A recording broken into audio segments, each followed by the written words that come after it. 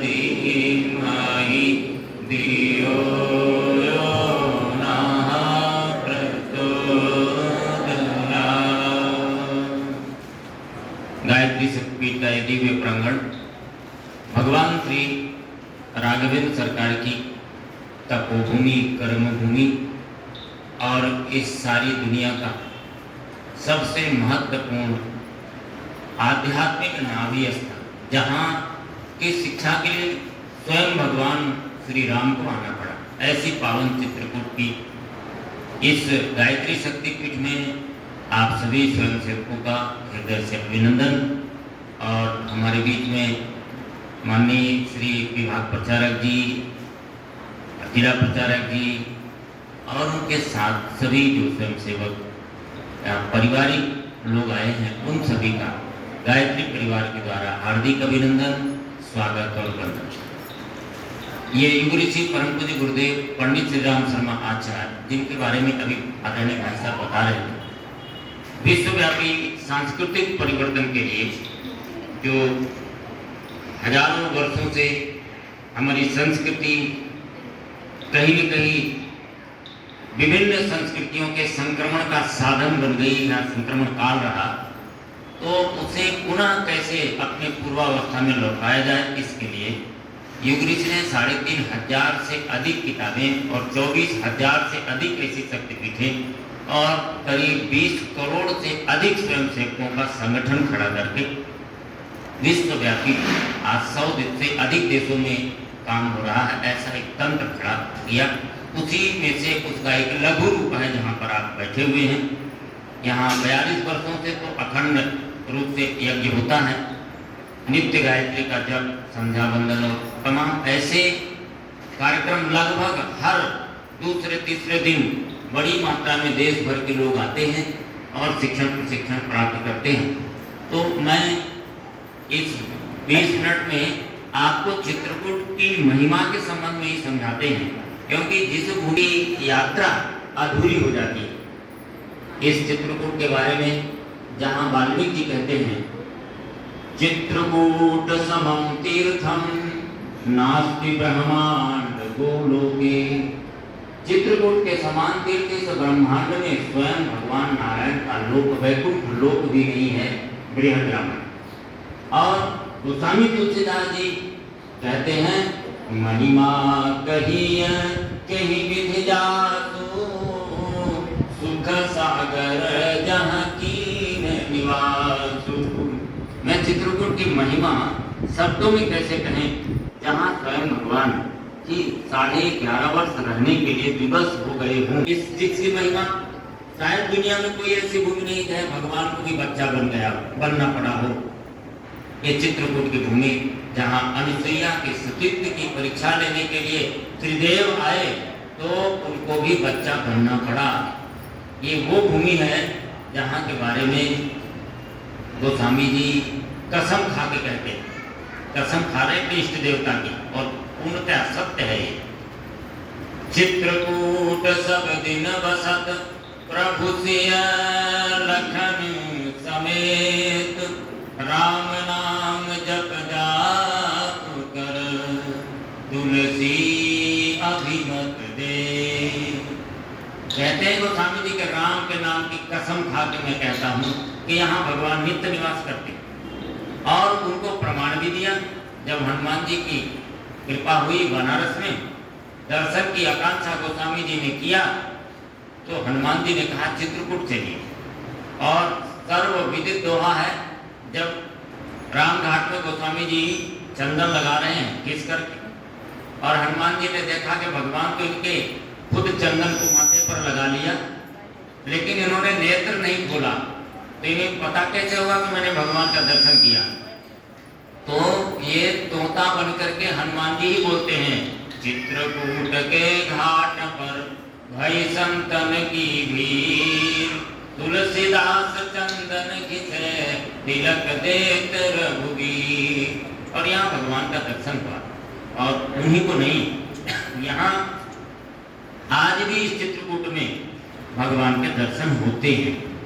आज भी बहुसंख्यक ऐसे मिल जाएंगे जो निरंतर कई वर्षों से भगवान की परिक्रमा करते हैं कामदगिरि की, तो यहाँ अर्धरात्रि निशारात्रि काल में कभी कभी ऐसी स्थितियाँ आती हैं। बहुत सारे अपने अनुभव शेयर करते रहते हैं लोग।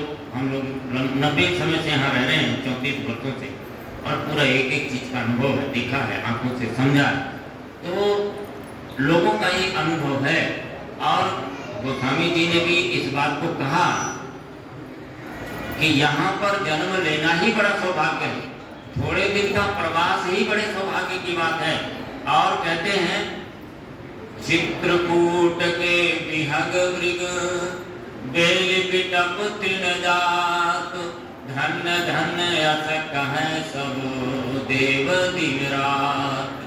कीड़े मकोड़े को धन्य क्यों कहा? कीड़ा भी बन जाए यहाँ तो बहुत बड़ी भाग्य की बात है।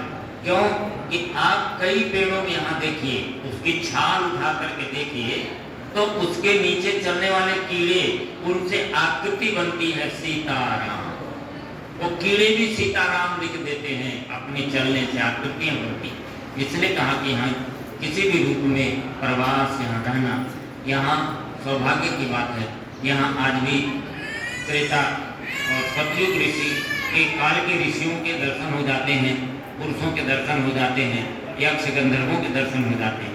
ये जीवंत और जागृत भूमि है और ये विपत्ति निवारक है। यहाँ तो आप देखिए सतयुग में दक्ष जी ने सृष्टि का यहाँ से प्रादुर्भाव किया। प्रचेतस दक्ष, यही चित्रकूट के श्रीमद् भागवत में पूरा उल्लेख है। यहाँ से 64 कन्याओं से सृष्टि का जो विस्तार का क्रम हुआ। और नारद जी ने जब श्राप दे दिया, नारद जी ने जब उनके बच्चों को सन्यासी बना देते थे, तो दक्ष ने श्राप दे दिया कि जाओ तुम 2.5 घड़ी से अधिक कहीं ठहरो नहीं।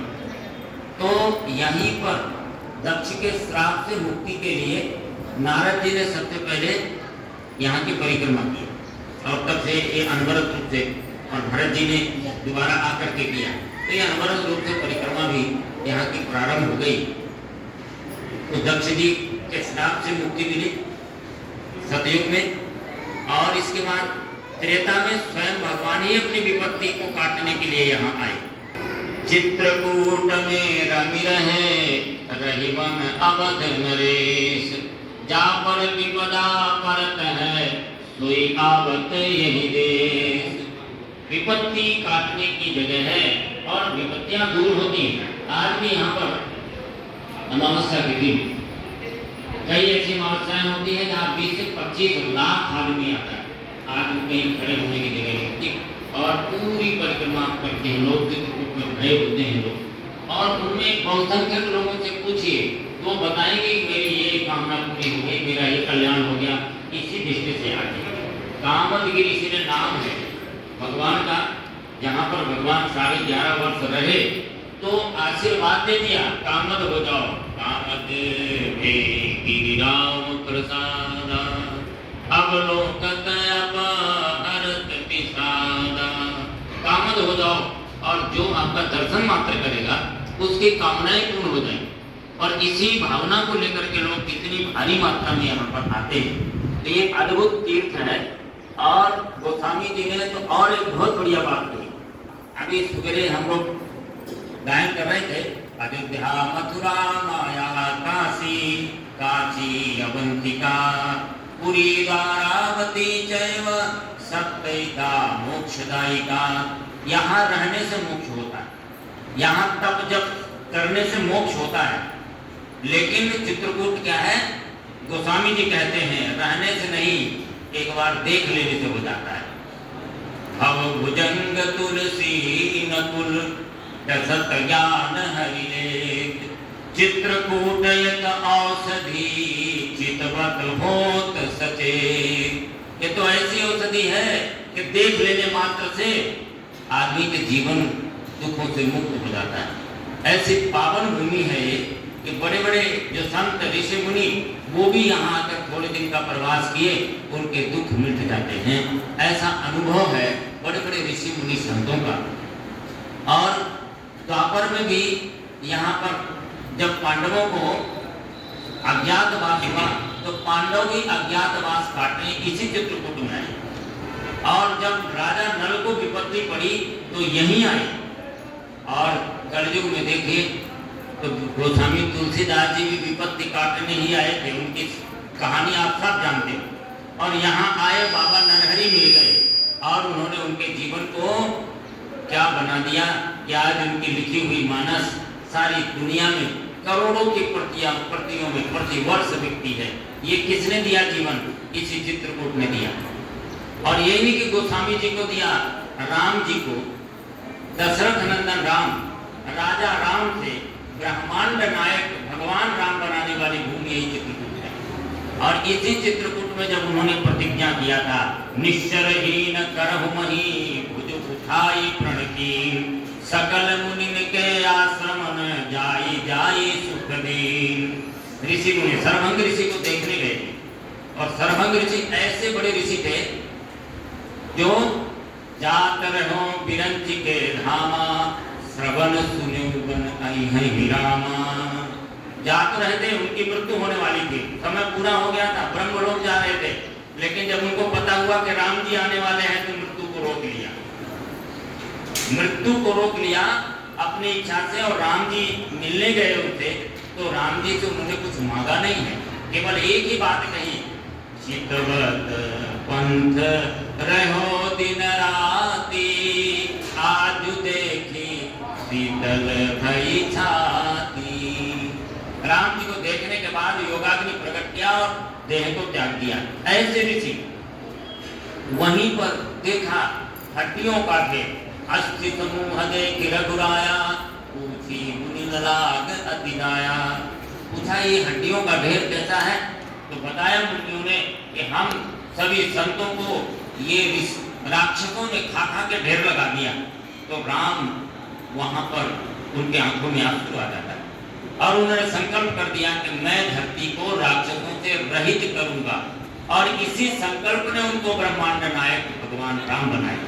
यदि नहीं आते, ये संकल्प नहीं करते, आगे नहीं जाते, तो राम जी का इतिहास क्या होता? आप सोचिए, ये भूमि है, यहाँ पर गोस्वामी जी ने कहा, और जगह जब तप करे ठाड़ रहे व्रत मौन, चित्रकूट डोलत फिरत तब उन तुलसी तोर। और जगहों पे बड़े बड़े हठ योग कर लीजिए, बड़े बड़े तपस्याएं कर लीजिए, उसका जो पुण्य मिलेगा, चित्रकूट में केवल घूम फिर लीजिए, उसका जो पुण्य मिलेगा उसकी तुलना नहीं हो सकती। ये अद्भुत भूमि है, ये तप भूमि है। थोड़े दिन की साधना का अवसर भी यदि यहाँ मिला तो जीवन को बदलने वाली है। कलयुग में भी तानसेन जैसे इस धरती पर पैदा हुए, वाल्मीकि जी की भी यही कर्मस्थली रही है। प्रचेतक दक्ष के ही पुत्र थे वाल्मीकि और यहीं उनका जन्म हुआ चित्रकूट में। गोस्वामी जी का भी यही जन्म हुआ। क्या कहा जाए, जहाँ पर स्वयं जगदम्बा माँ की शक्ति पीठ हो, पीठानाम उत्तमम पीठम पर्वतानाम च पर्वतम। सुमेरु पर्वत का शिखर है जिसकी आप परिक्रमा करते हैं और जगदम्बा की सबसे श्रेष्ठ शक्ति पीठ है। आप कामाख्या और वैष्णो देवी जाते हैं, आप सोचते हैं, लेकिन वाल्मीकि कहते सर्वोत्तम पीठ तो यही है, शिवानी की, जहाँ पर उनके आत्मा का विसर्जन हुआ। और ये काल भैरव उनके देवता हैं यहाँ। और ये परम सिद्ध शक्तिपीठ है। इसीलिए भगवान राम आए थे 11.5 वर्ष तपस्या करने के लिए कि रावण से युद्ध करना है, राम राज्य की स्थापना करना है, तो बिना तपस्या के संभव नहीं है। और तपस्या के लिए सर्वोत्तम भूमि चित्रकूट है, इससे बड़ी कोई भूमि नहीं है। राम जी के लिए इससे बड़ा कोई तीर्थ नहीं है, क्योंकि ये स्वयं शिव का तीर्थ होने के कारण, जगदम्बा का तीर्थ होने के कारण भी राम जी के आने के बाद राम का तीर्थ हो गया। कोई जानता भी नहीं कि सती की शक्तिपीठ की जगह होगी, ये देवी की कोई जगह होगी, कोई जानता नहीं। इसलिए ऐसी अद्भुत भूमि जो शिव और शक्ति और स्वयं नारायण भगवान विष्णु तीनों देवों का ये प्रमुख शक्ति स्थैत और जो वैष्णव है तीनों का ये परम तीर्थ है। ऐसा तो कहीं भी नहीं मिलेगा। कोई शक्ति का तीर्थ है, कोई शैव तीर्थ है, कोई वैष्णव तीर्थ है, और ये तीनों का तीर्थ है। इसलिए इससे अद्भुत कोई जगह धरती पर भगवान के लिए हो नहीं सकती, तपस्या के लिए हो नहीं सकती है। इसीलिए मनु शत्रुपा ने यहाँ तपस्या की, इसीलिए ब्रह्मा जी ने सृष्टि का यज्ञ प्रथम यहीं पर किया। और यहाँ पर जहाँ आप बैठे हैं गायत्री शक्तिपीठ ये बालखिल्य ऋषियों की तपस्थली है ब्रह्म वैवर्त प्रांत 31 धर्म मंदाकिनी से, और उसकी जो नाप आती है आज के कैलकुलेशन में ठीक यहीं पर जहाँ हम बैठे थे। तो चित्रकूट का कण पावन और पवित्र है। यहाँ थोड़े दिन का प्रवास भी जीवन को बदलने वाला होगा। कभी भी आइए, आप अभी योजना में आए हैं, कभी तीर्थ के लिए आए, तीर्थ सत्र का सेवन यहाँ चलता रहता है। कभी भी आप यहाँ आके जब तक साधना कर सकते हैं, नवरात्रि साधना कर सकते हैं और इसका आनंद ले सकते हैं। आप सभी को हृदय से अभिनंदन।